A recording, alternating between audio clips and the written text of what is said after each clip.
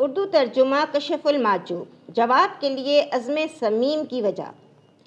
مدعائے نگارش یہ ہے کہ تمام مقصد براری کی خاطر اس کتاب کی نوشت کا عزم صمیم کر لیا۔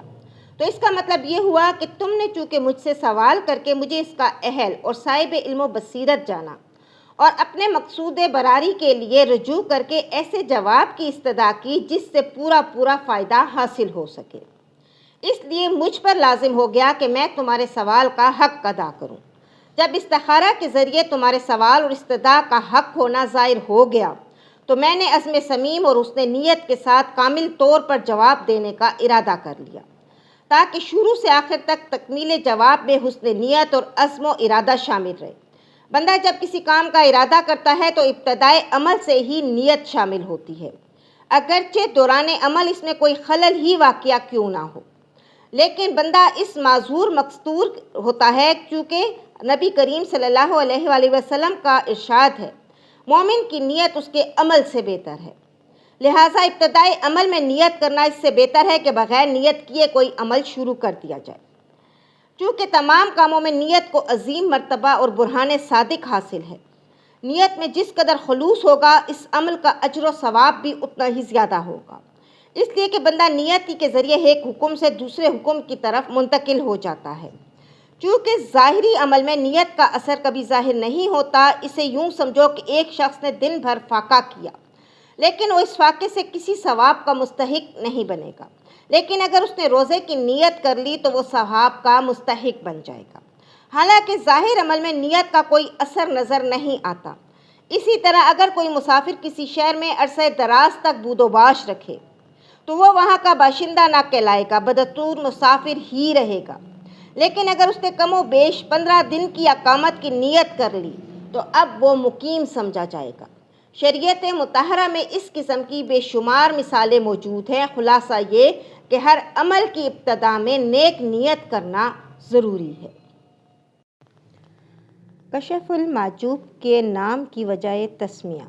اب رہا میرا یہ کہنا کہ اس نوشتہ کا نام کشف المعجوب، اردو ترجمے کا نام السلوک الی المحبوب رکھا تو اس سے میری مراد یہ ہے کتاب کے نام سے ہی معلوم ہو جائے کہ کتاب کے اندر کس قسم کے مضامین ہیں۔ خصوصیت کے ساتھ جب اہل علم و بصیرت کتاب کا نام سنیں گے تو سمجھ لیں گے کہ اس سے کیا مراد ہے اور اس میں کیا مضامین ہوں گے۔ کشف حجاب کی تحقیق۔ اسے طالبان حق کو معلوم ہونا چاہیے کہ اولیاء اللہ اور محبوبان بارگاہ ایزدی کے سوا سارا عالم لطیفہ تحقیق سے محجوب و مستور ہے۔ چونکہ یہ کتاب رائے حق کے بیان، کلمات تحقیق کی شرح اور حجاب بشریت کے کشف میں ہے، لامحالہ اس کتاب کے لیے اس کے سوا کوئی اور نام موزوں ہو ہی نہیں سکتا تھا، چونکہ حقیقت کا منکشف ہونا درپردہ اور مستور اشیاء کے فنا اور ناپید ہونے کا موجب ہوتا ہے، جس طرح موجودہ دور حاضر کے لیے پردہ و حجاب میں ہونا موجب ہلاکت ہوتا ہے، یعنی نزدیک و قرب جس طرح دوری کی طاقت نہیں رکھتا، اسی طرح دوری بھی نزدیک و قرب کی برداشت نہیں کر سکتی۔ اسے اس طرح سمجھو کہ جو کیڑے جو سرکے میں پیدا ہوتے ہیں، اگر انہیں سرکے سے نکال کر کسی اور چیز میں ڈال دیا جائے گا تو وہ فوری طور پہ مر جائیں گے۔ اسی طرح حقائق اشیاء کے معانی و مطالب اسی پر کھلتے اور منکشف ہوتے ہیں جس کو خاص اسی کے لیے پیدا کیا گیا ہو، ان کے ماسفہ کے لیے یہ ممکن نہیں ہے۔ رسول اللہ صلی اللہ علیہ وآلہ وسلم کا ارشاد ہے، ہر مخلوق کے لیے وہی چیز ہے جس کے لیے اسے پیدا کیا گیا ہے۔ اللہ تعالیٰ نے ہر مخلوق کو جس چیز کے لیے پیدا کیا ہے اس کے حصول کی راہ اسی پر آسان کر دی گئی ہے۔ حجابات رینی و غیبینی۔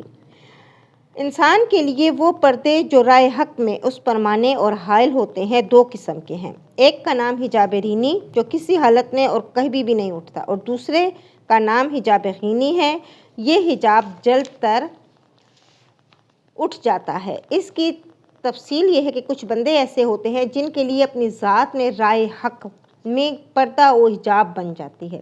یہاں تک کہ ان کے نزدیک حق و باطل دونوں یکساں اور برابر ہو جاتے ہیں، اور کچھ بندے ایسے ہوتے ہیں جن کے لیے ان کی اپنی صفتیں رائے حق میں پردہ و حجاب بن جاتی ہیں، اور وہ ہمیشہ اپنی اتباع و سرشت میں حق کے متلاشی اور باطل سے گریزاں رہتے ہیں۔ ذاتی حجاب کا نام رین ہے اور یہ کبھی بھی زائل نہیں ہوتا۔